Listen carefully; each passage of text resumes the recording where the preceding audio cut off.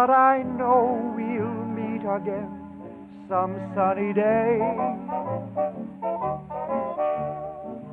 Keep smiling through, just like you always do, till the blue skies drive the dark clouds far away. So will you please say hello to the folks that I know? Tell them I won't be long. They'll be happy to know that as you saw me go, I was singing this song. There was this Luger that he had brought back from the war that he kept locked away in a cedar chest in the basement. He had been given that by some of his men at some point when they had taken some prisoners, and it was one of the German officers' handguns. And that was this kind of, palpable, dangerous bit of, evidence about the fact that he'd been somewhere deadly. As the years went by, he, as I was growing up, I noticed that he kept track of his fellow soldiers, where they were. Some of them were permanently wounded, and he knew where they were, corresponded with them, that kind of thing. And so I saw that it was important to him. He would occasionally say something to the effect that he would like to go back there and have a look. And I was able to get some books about the Canadians in Italy and maps from that time, and we were able to kind of put the trip together, which was basically to try to retrace his experience there. We wanted to start at Messina, Sicily, and revisit TJ's first action, cross the Straits of Messina, and take an ancient fort above Reggio. Then we planned to follow his route up to Potenza, where he had his first major brush with death. After that, we would proceed to Monte Cassino, where the Gustav and Hitler lines were broken in the Liri Valley. Then to Castel di Sangro, where TJ's childhood friend was killed in action. And on to the Foglia River, near the Gothic line, where TJ and fellow West Novas were ordered into a minefield.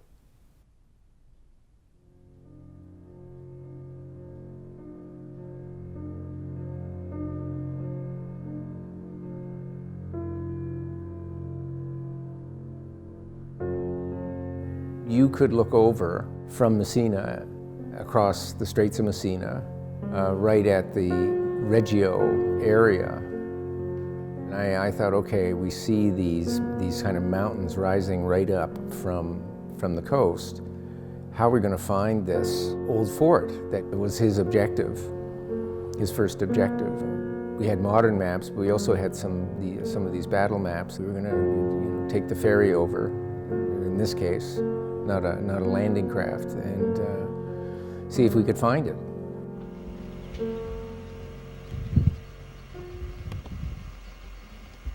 But that's it. Looks like some sort of radar installation. That'd be the logical place. And there seems to be a wall just this side of it, edging there. Mm-hmm. Might be part of the old structure of the fort itself. This was no sort of run up the hill at Centennial Park sort of thing. So we were expecting the fireworks from these positions here. They had guns, every naval gun, 240 millimeter, I think it said in the book there, and whatever.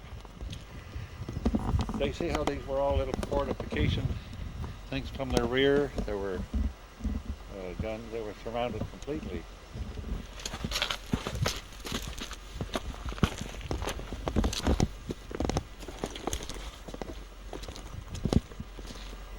where there was a little court here, and they had this outer wall at the back, and you can see they probably had a magazine there for the ammunition. See, I don't know, this looks like old. This looks like where they could roll up guns or something here. Yeah, look at And this. supplies. The wall is all given away.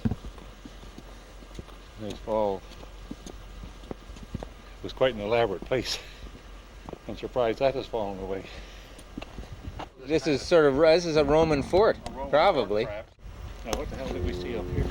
Too scared of the heights. Don't fall down on me because I don't really driving that car down.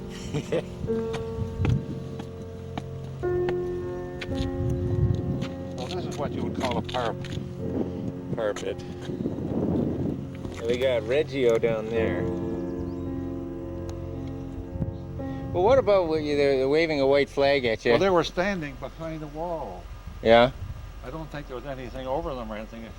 But what do you think when you're seeing somebody waving a white flag? How seriously do you take it? Well, we were, people were pretty cautious. We didn't know what kind of a little exercise they were coming up with to drag us in there and shoot us up, you know. See, those were sandy beaches, that stretch there. And I have a feeling we might have landed where that sand stretch is there and worked their way back. Okay, we get a better view.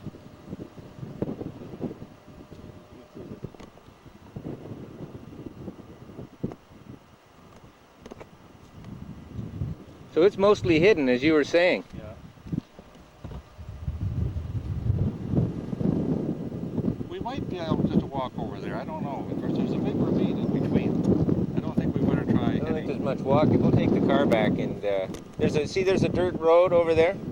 I think we found a track up at that level, made our way over to the second fort, which was the actual objective. He knew right away, and he said, well, this is my fort.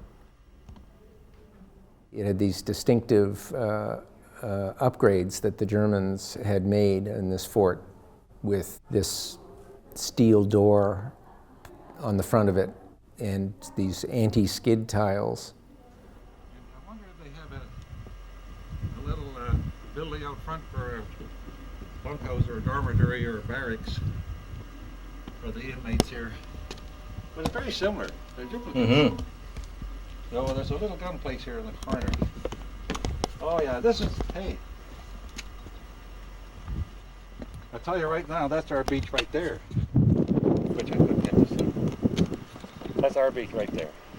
They were both really hugely strategic and had been for centuries and centuries, because with the two forts you could have a commanding view of the Straits of Messina, both looking south from the first fort and looking north from the second fort.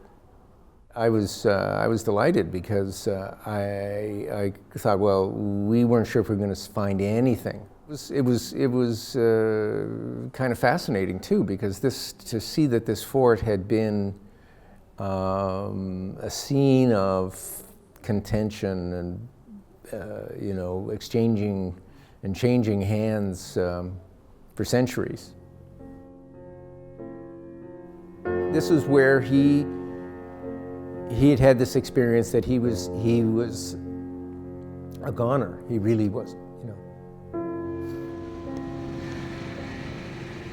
They were ordered to quickly make their way up to Potenza in order to sort of put pressure on the Germans from the rear, the Germans who were pinning down the American army on the beaches of Salerno. And so they were quickly transported down, across the bottom of the boot.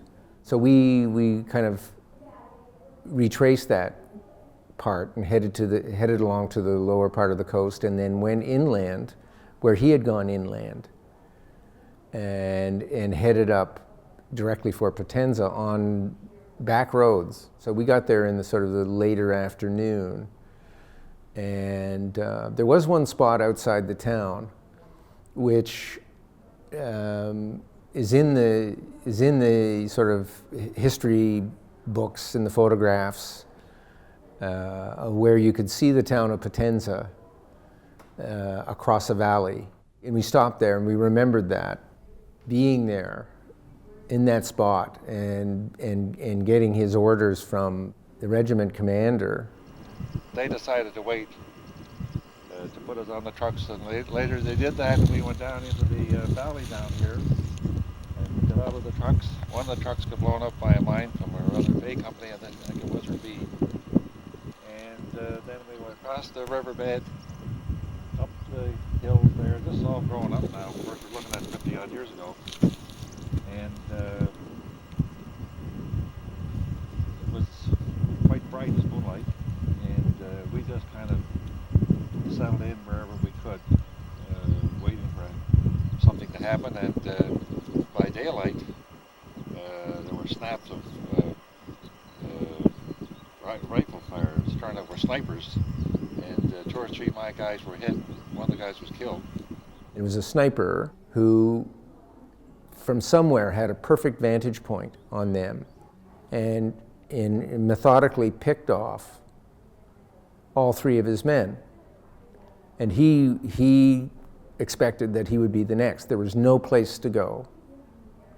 And the shooting stopped. The sniper stopped. And I don't know. I guess snipers changed their position. And then after the tanks could spot these snipers, that kind of settled down. And by noon, really, we were around there all morning. I was asked to take my platoon, and I took the lead of my platoon, and we had a path to follow, a street to follow, whatever, through Potenza. I can't really remember how long it was. It seemed like a long time. It was probably a half hour, 3/4 of an hour. And on the far side, when one of the tanks who was supposed to be with us came from another direction, and he got up right by me on the just on the clearing, the far side of the city here, the town.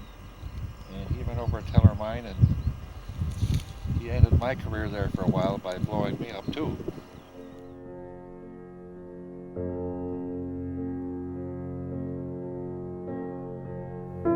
Next thing he knew, he literally woke up in a military hospital in North Africa with his ear blown out.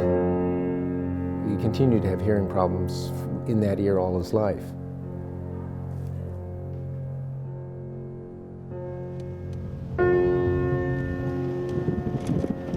We headed up towards the Leary Valley in Casino, and it has such a commanding presence. If it's a clear day, you can see it from 20 miles away. The town's name was Casino, and this incredible mountain, really, with the abbey on top, is Monte Cassino, which was this scene of a truly epic battle.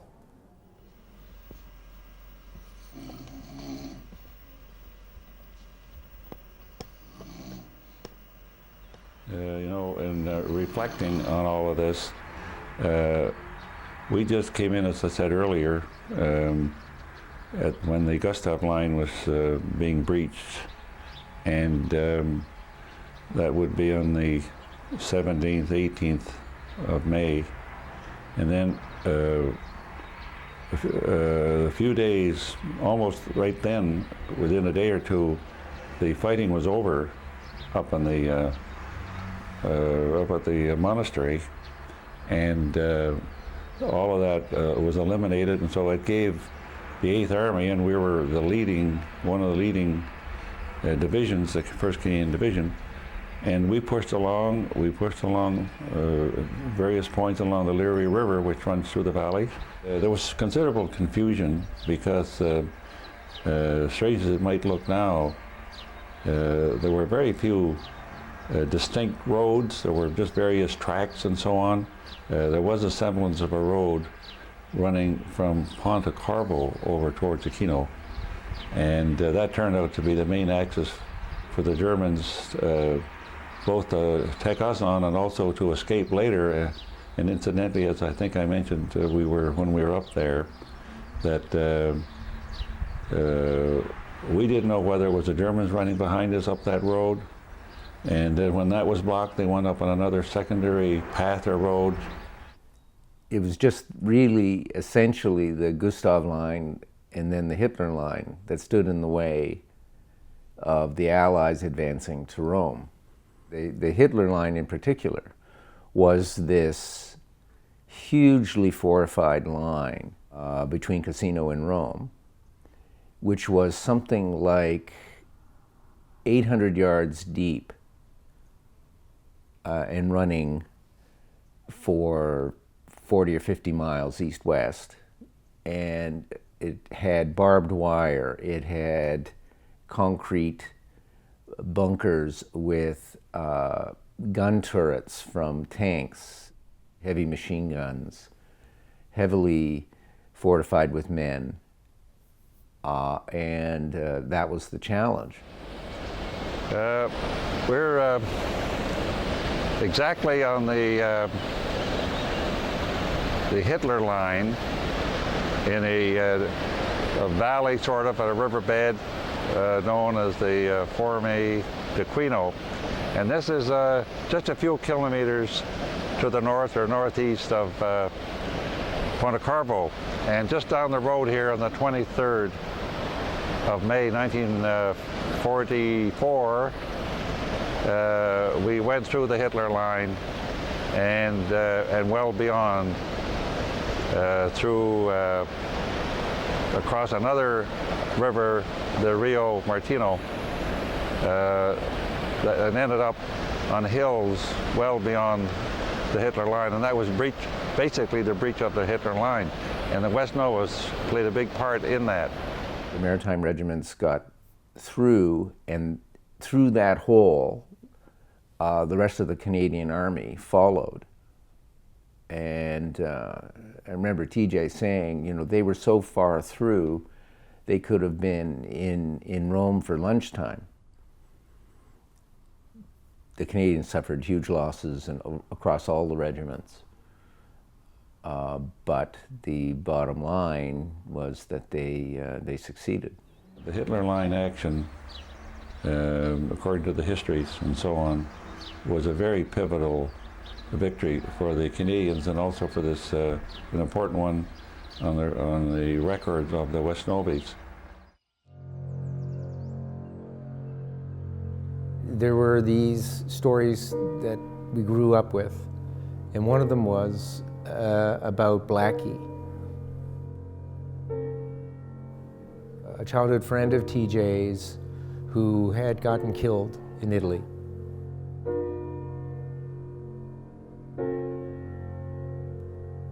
TJ would talk about it with Norma. It would come up about how, really about the family, and you know, how it had been hard on them, and he kept in touch with their family, even the next generation. We talked about going to Castel di Sangro, which was where Blackie got killed. I'd read up on it, about this, that you know, there was this old a monastery on a rocky promontory, but again, I didn't have the exact map, and didn't know whether we'd find the spot.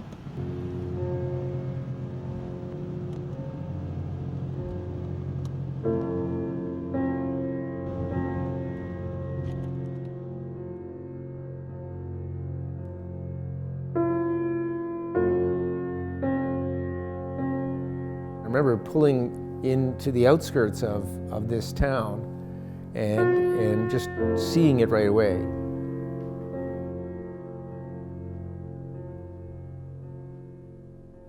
It was a strategic kind of spot. And so Blackie had tried to storm it one night in the driving rain, and had gotten killed. I guess he had thought that he and his men would take them by surprise, but you know, who would decide to try to storm a place in such a terrible storm? But the Germans were lying in wait, and they got chewed up. And these are uphill battles, you know. These are, and they would defoliate the slopes. They would have a perfect vantage point. It was in the mountains, and it was cold. And I was thinking, you know, this is if it was a driving rain, and it was in November when Blackie was killed, November '43. It must have been a cold place to die.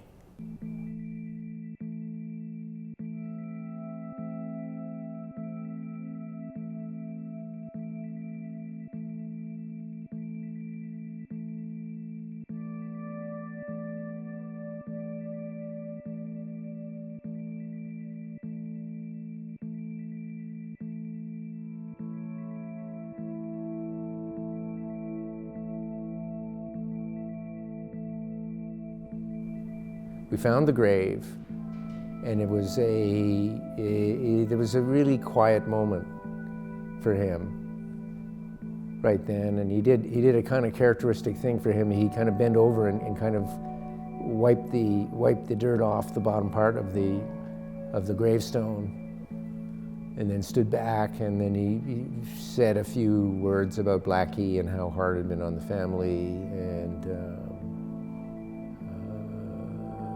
because he was, you know, he kind of became quieter about it. So we headed up the coast, up the Adriatic coast, and kind of set up shop up there. Found a nice hotel. It was a beach town on the Adriatic, but mostly shut down as yet still for the winter. So we set up shop there and went looking for the spot on the Folia River where this event had happened. And again, you know, I'm thinking, you know, we're going to find some spot on this winding, really fairly small river. We came down, crossed that road to the south of where we're standing at the moment, and that runs through the southern, or to the west side of this whole show, Monte Labate. We crossed the river down here, and from the maps we have, there's a distinct loop in the river, and glancing around you can see it comes up over on the east side here, quite around, and over here it comes around, and we dug in, I'd say not very far from exactly where we're standing for the night. Sure enough, there were these two hills in the distance that had, again, these numbers, point whatever and point whatever. And he remembered, you know, okay, that was what we were supposedly going to try to take. See, this is a point over here, too. You see this one over here? Would that be point 119?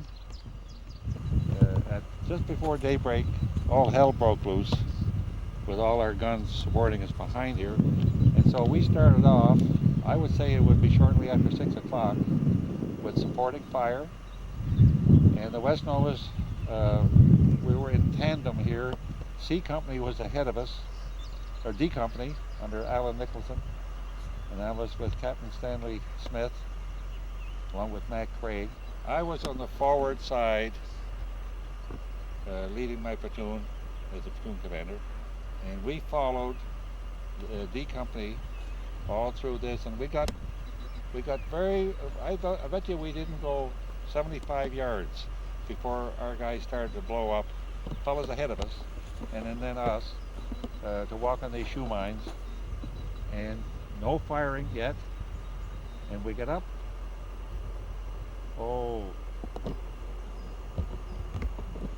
two-thirds the distance to the road across there. There was a hedge on this side of what I assumed was a track then, or a road. They had to have access here one way or another. And the company ahead of us, D Company, got over that tracker road beyond that hedge. And then, of course, they were wide open there. And I got right up to it, and I was just able to talk back and forth to Alan Nicholson. As a matter of fact, I think he got dinged twice by a sniper's bullet in his steel helmet. very close, and we got bogged down, and now we were starting to lose men with feet blown off. We were getting hit with machine gun fire. There were mortars coming down. There were shells coming down. And this would be 7 o'clock-ish, 7 in around there, because they let us get up. And looking up there, that would be,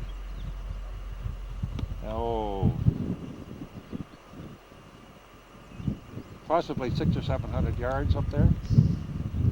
And so we went along, and then over on our right, I think that's where Mac Craig's platoon was. He was the other young officer in the crowd.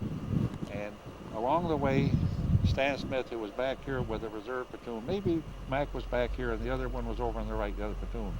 Anyway, they arrived up there to see why I couldn't go beyond that hedge. And so as we got up to that with my platoon, the fire got a little more intense than the enemy fire. And I just took cover behind the log, which was kind of running more or less at right angles to the hedge, obliquely to it. And Stan and Mac Craig arrived up there. And Stan just stepped over the log, and he very short distance from where my face was, where I was facing, and blew off his leg and kind of blew me up a little bit, but it was a shoe mine. And so we got Stan bandaged up and got some stretcher bearers after a little effort. And we just stayed there. Mac Craig, I think, tried to work back to his platoon, and so he was still up there someplace. And the word was somehow relayed up to us that we had to get back here to this riverbed behind us. When we started back, we waited as officers. That was our requirement, and that was a responsibility we had to make sure as many of our men got back before we left. And so finally, after helping a few people, in fact, I remember tidying up Harold Jodery, whose grave we visited yesterday, I think it was, at Morrow River. No, it was Ancona. And he had lost a foot and was not very good, and we gave him a little shot of morphine. And that, there were others, but I just can't remember whose platoon, or from the people ahead too. Remember Jaime McPhee, officer, I think from the group ahead, he wasn't with us. We fixed him up a little bit too, and he was really badly hurt. And so finally I yelled across to Mac Craig, okay, let's go. And we made a run for it. And I was on the left side, facing up there. He was on the right. And I got back, and there was machine gun fire, and I didn't know it at the time, but Mac got badly hit. He got a burst of machine gun fire just below his backside, and both legs, his right leg especially. And it was only after things settled down here, before I was cleared out, that I realized that he was hurt, because I think they had sent out stretcher bearer for him. And all this was very confusing, I can tell you. And we get back to the Foley River bed, and this is where our first aid battalion, first aid station was, I guess, at this point. And they kind of, I had been bandaged up in the meantime, and I didn't know how badly I was. My eyes were filled pretty well, and you just know how you feel after a bump like that. There had been no mine clearing here. There had been no, I don't think, much intelligence to see the extent, or to find out the extent of their firepower up there. And history says that if they hadn't run out of ammunition that morning, it would have been a real massacre. They ran out. They fired everything at us. And the next day, another regiment, I think it was the Royal 22nd, who had been over on the right here, to the east, they got through, and I think the West Novus moved on the next day, maybe B Company and A Companies, and they found nothing up there in those hills at all. That was their last shot at us. And so that was the end of one of the West Novus biggest shows after Ortona on the Adriatic. Our commanding officer should have insisted, and I think history indicates this, that there should have been mine clearing here just through 2 or 3 narrow pathways that usually mark them with white tape for night work, and which they did the following evening, and they were able to go through here without any problem. The engineers came in, and our own mine clearing, some of our pioneer sections sometimes did that. Although this was a big job, they could have cleared these mines. So after the whole thing settled down, the middle of September, this was August 31st,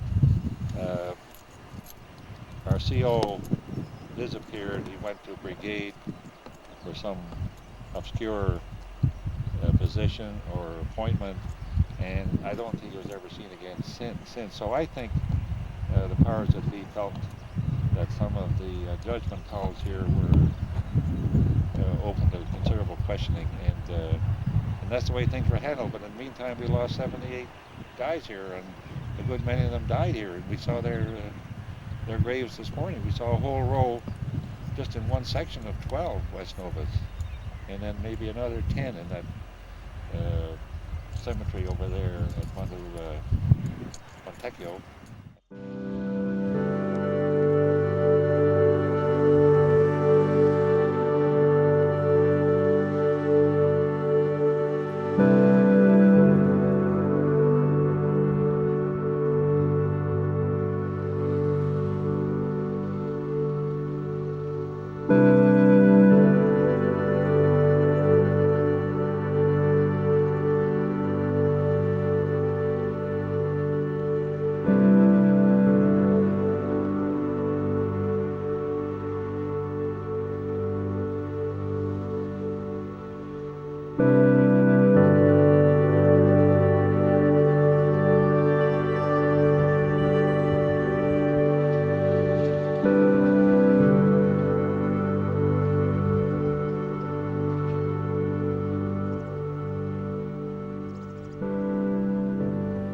He took a fair bit of time in that cemetery.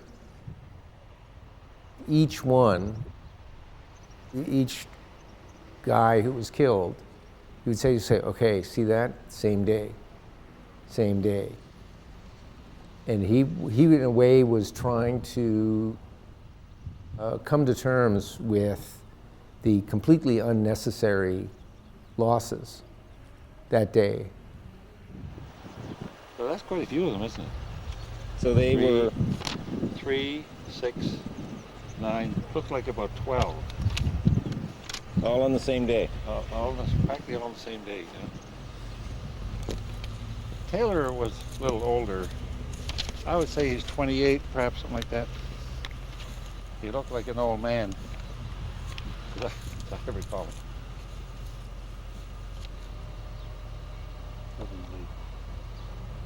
Lovingly remember wife and daughter. I think there's something particularly bitter about unnecessary losses that have been engendered by poor leadership. That's what he was still busy with, that this guy had he had said he had an Italian contessa that he traveled with.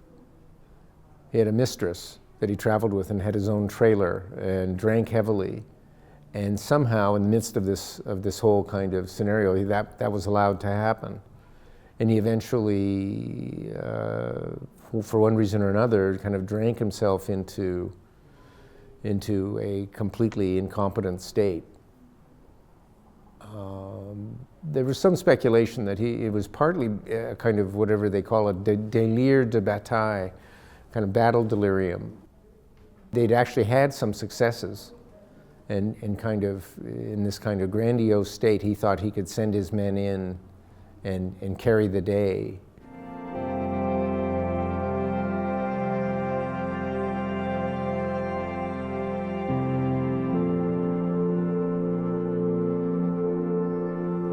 We visited 8, 10, 12 cemeteries, Commonwealth War cemeteries.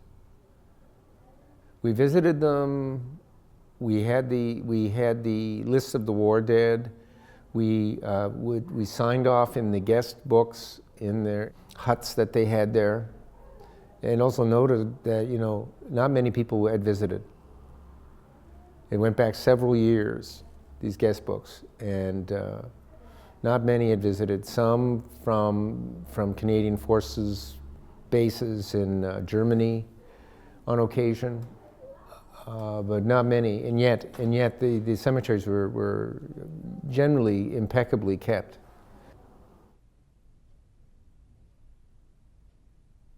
Right off the bat, Salerno, I remember the first one, Salerno War Cemetery. He saw the names of a couple of people that I guess he hadn't expected to see, and had rank that he hadn't remembered. You know, so and so, you know, he was a captain, huh? I didn't know he'd gotten killed, that kind of thing. It would spend a minute, maybe tell a story about the person, right? Casino was certainly the biggest and the most imposing and disturbing one of them all. Just the sheer numbers of dead.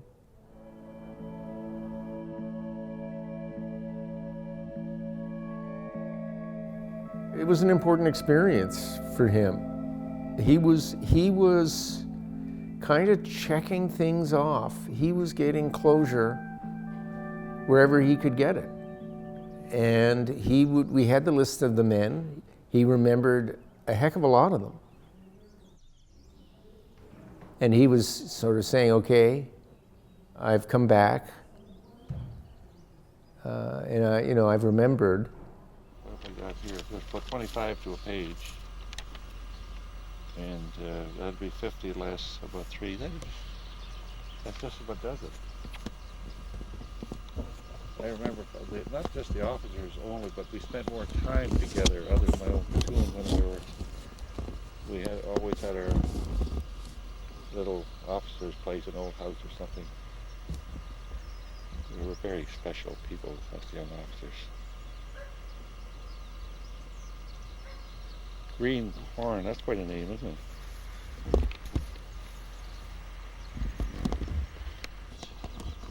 They just give their numbers, regimental numbers, and the date they died, 19th September. Nothing about their, like, son of or husband of, or where they came from. Dunn is back there, you know, Burns. And it says Elizabeth Burns, husband. It's too bad. You know, because you might just come through here relate better if you knew their wife's name or their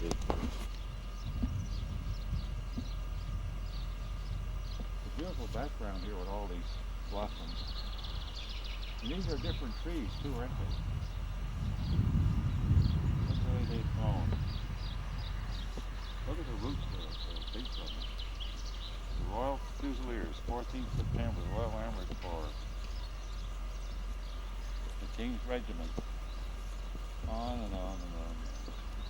And we didn't get to all of them by any means. I think the last one was up in Ravenna. That was kind of closure on closure. You know, that was the last one. We were really heading up to Venice that day. Quelli ce ne sono 456 mi pare, circa la metà. Di tutto il cimitero sono canadesi.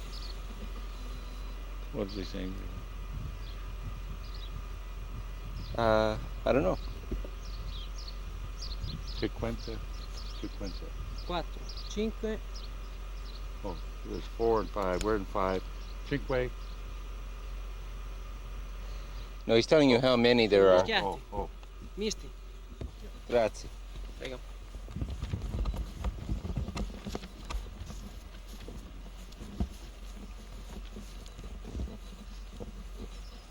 Pretty good bunch of the West Novas, really. There he is. See, right down there's Harvey Jones. Right here.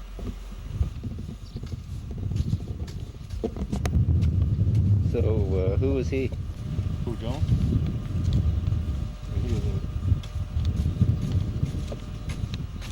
He was one of the best little scrappers in the whole lot. It was a very useful kind of thing too for in terms of filling in the story of the war. For him to have the time to remember them and kind of tell a story sometimes about the particular man. It was all there in his head. And he needed that. It really helped him kind of finish the story about these personal relationships, as well as, I guess, some kind of lingering question he had about, why him? How did he get through this? There were many circumstances where the other guy got the bullet and he didn't.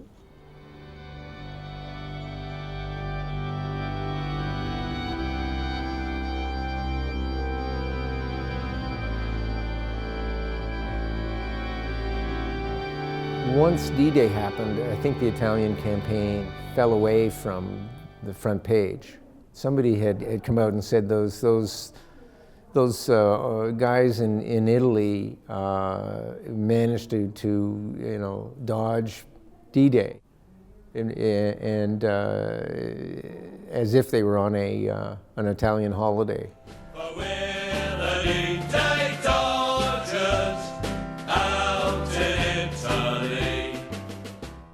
And in fact, they had a huge impact on that side of the war. That is, they had occupied the Germans, who had to send in extra divisions because they were making such good progress in Italy.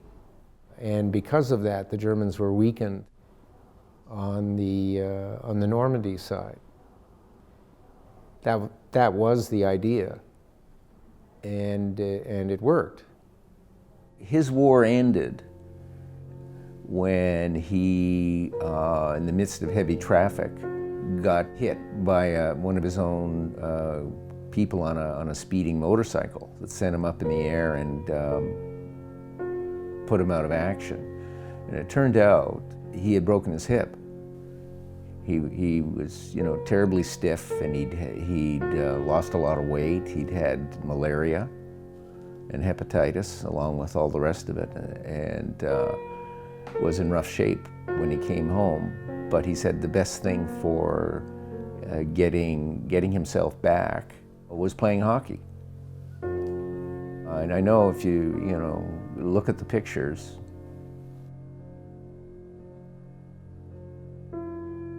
look at the difference, what the war did to him. One time he says, that was 6 years of my life, the prime of his life.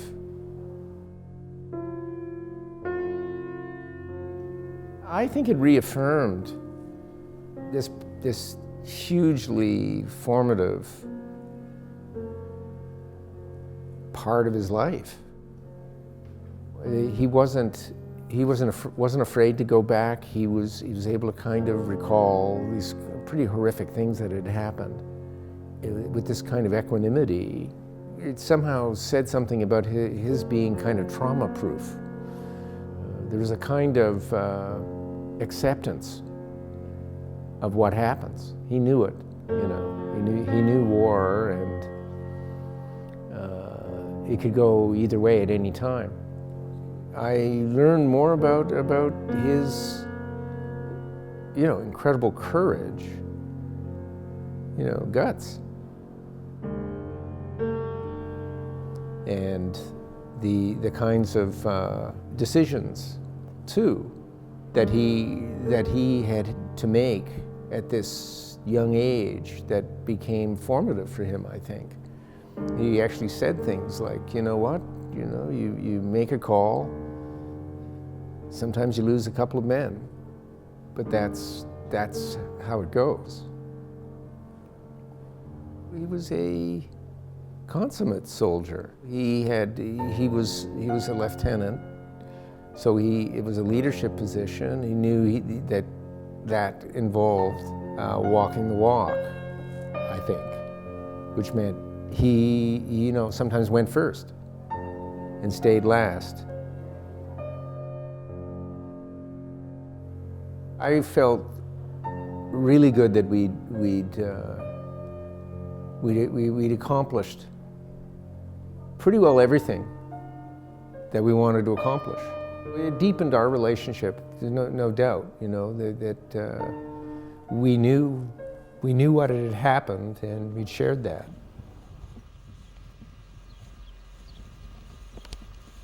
This is just has a little different tone here, hasn't it? It does, doesn't it? You're right here in the middle of a farm. Cherry trees in bloom. I don't think they get much snow, according to the young lad there. I said neve. Maybe I didn't stretch it out. Oh, neve, he says.